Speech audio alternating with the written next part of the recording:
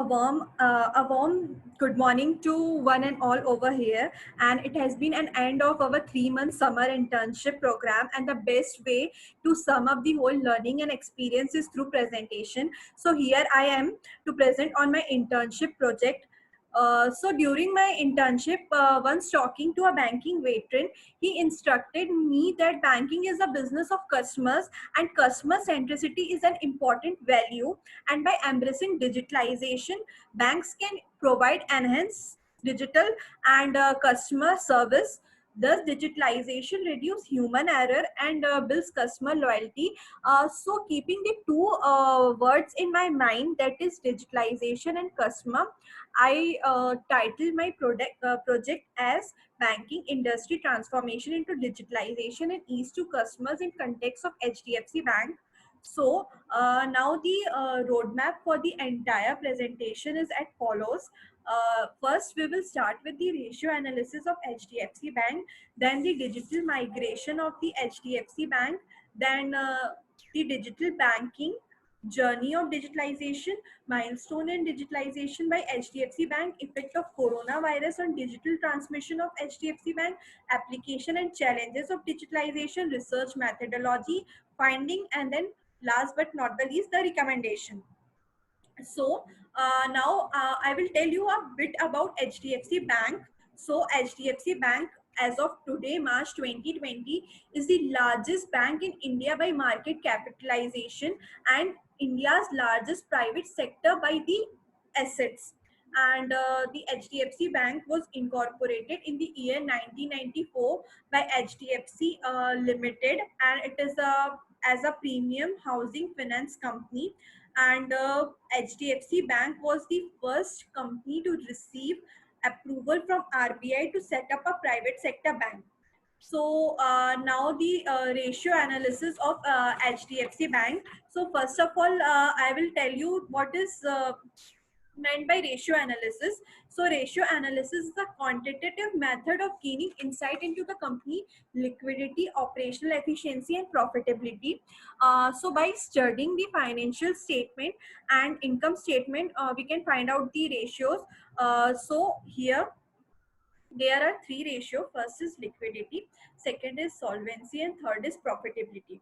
So first, in liquidity ratio, there are two ratios: current ratio and quick ratio. So in current ratio, here the current ratio for HDFC Bank 2020 is 2.19, which represents a good financial status of the company, and it represents that HDFC will not face any liquidity issues in the future. Second is the quick ratio, which is also 2.19. It means that HDFC will be able to meet its short-term liabilities. Third is the debt to equity ratio, which is 7.03, which represents that it is not suitable ratio, and it interprets that more assets are financed by liabilities. Fourth is interest coverage ratio, which is 1.63, which is also a good ratio, and it means that company is capable of meeting its financial obligation and interest obligation from the operating earning. The last is the ROCE, which is the return on capital employed, which is 7.69%. So a lower value of the ROCE indicates the lower profitability, and here 7.69% is a lower value, which indicates a lower profitability. And the last, the net profit margin, which is 21.24, which represents a good ratio. So now next, moving on to the introduction, that is digital migration of HDFC Bank. Here, how HDFC Bank migrated from a traditional approach to a modern approach. So first of all, a question arises in everyone's minds that what is digital banking? What is the digital banking all about? So a digital bank represents a virtual process that includes online banking and beyond it. So a digital bank has very advanced features. In the graph below represents a customer transaction initiated by channels. So there are two channels: one is internet and mobile, and other channel Other channel may include traditional banking methods. So as you can see from the year 2004 to 2019, there is a gradual increase in the internet and mobile transaction initiated from 10% to 29% to 55% and to 99%, and a gradual decrease in the others from 90 to 17 to 41 to only 8%. So this only concludes that digitalization has reached India, and it has increased the number of transactions to a greater extent. So now next we will discuss about the journey of digitalization. All must be wondering that how the digitalization must be started. What was the first step towards the digital initiative? So here we go. So digitalization started in late 1960s with the invent of the ATM machine and cards were launched. Then in the 1980s, as the internet emerged, so the broadband and the digital network began to convert the supplier with consumers and retailers. Now, uh, in 1990, online banking started. Then in 2000, the modern digital world, which is today, started. Then next decade was a greater extent the glorification of smartphone, which we use today. Then the next is the milestone in digitalization. So as you can see in the given below table, the there are various instruments like RTGS, NEFT, debit card, mobile banking, IMPS, credit card, UPI, prepaid, prepaid payment instrument.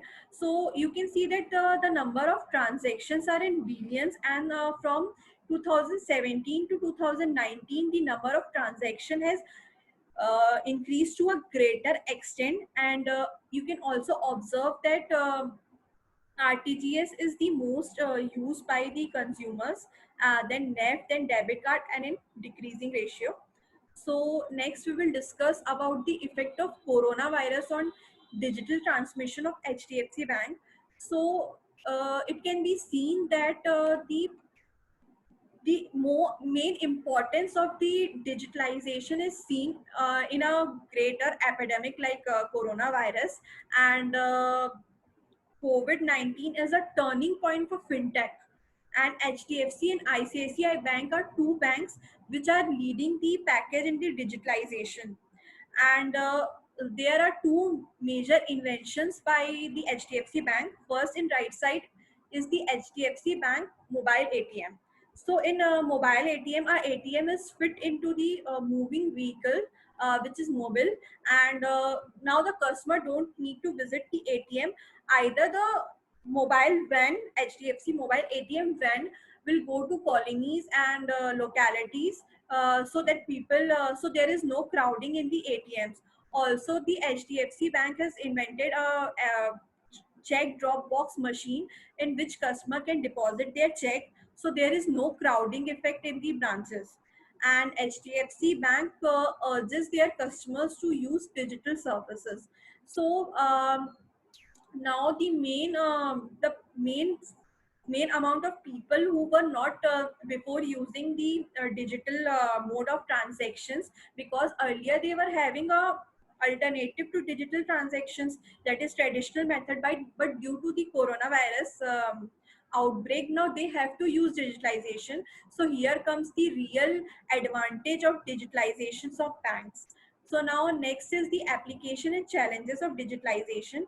So application, first application is investment. So investment was never easy before the invent of digital banking.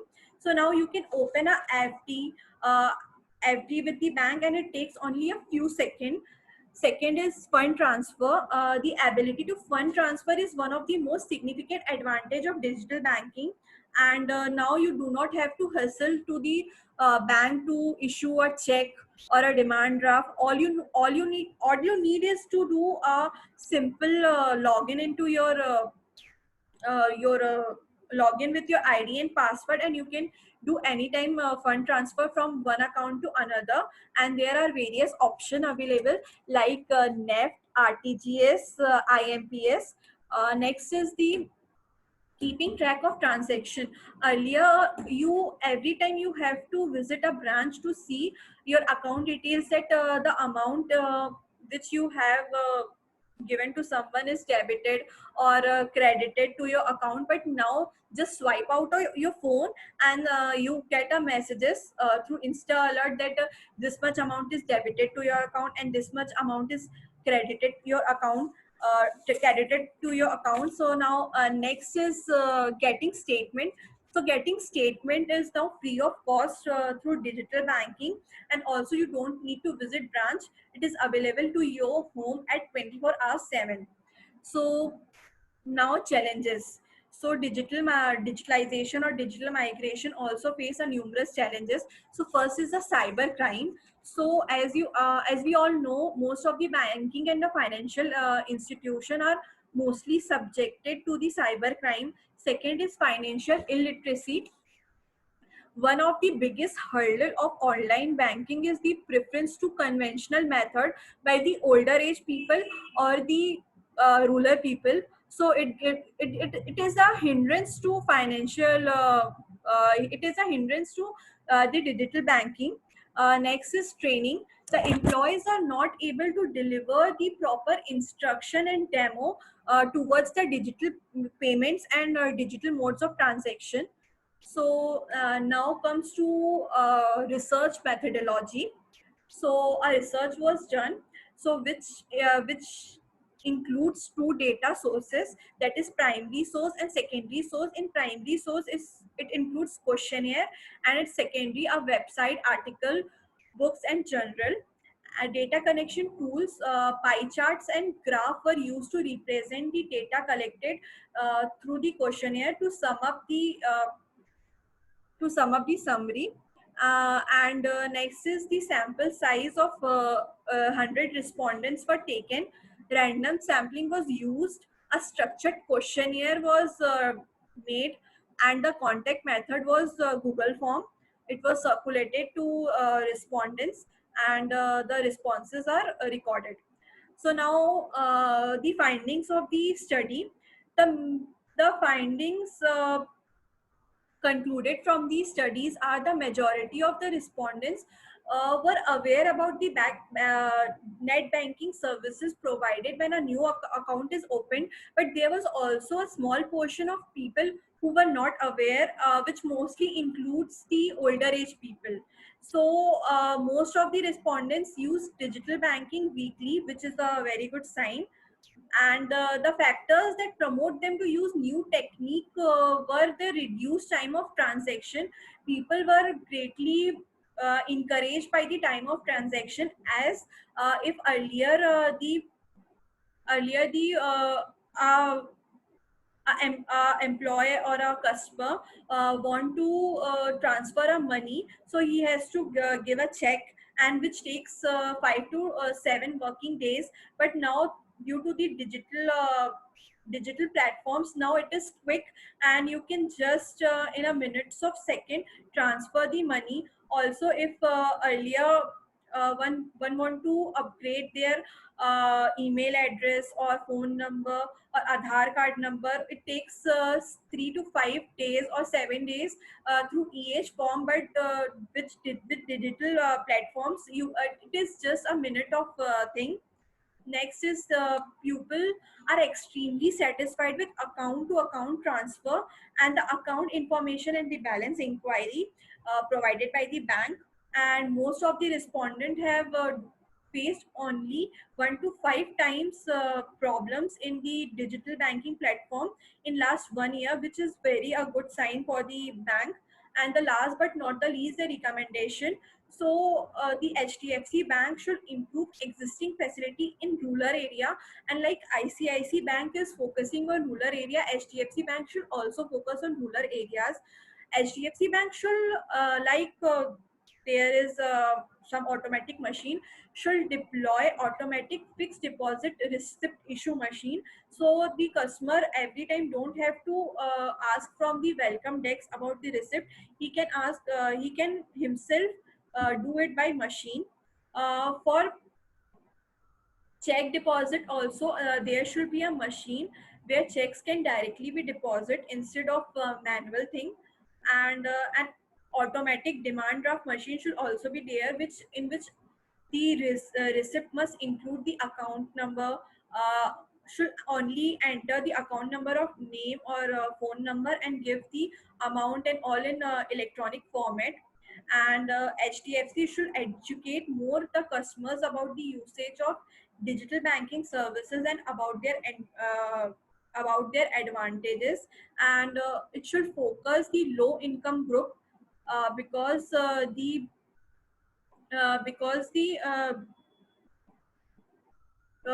bank do not have low income group. And the bank should reduce the requirement of minimum balance to be maintained in account, because now it is minimum balance is 10,000 rupees. So most of the people do not have that much capacity to save or to maintain amount of 10,000 rupees. So HDFC should also give alternatives like with 2,000 rupees or 5,000 rupees. So thank you.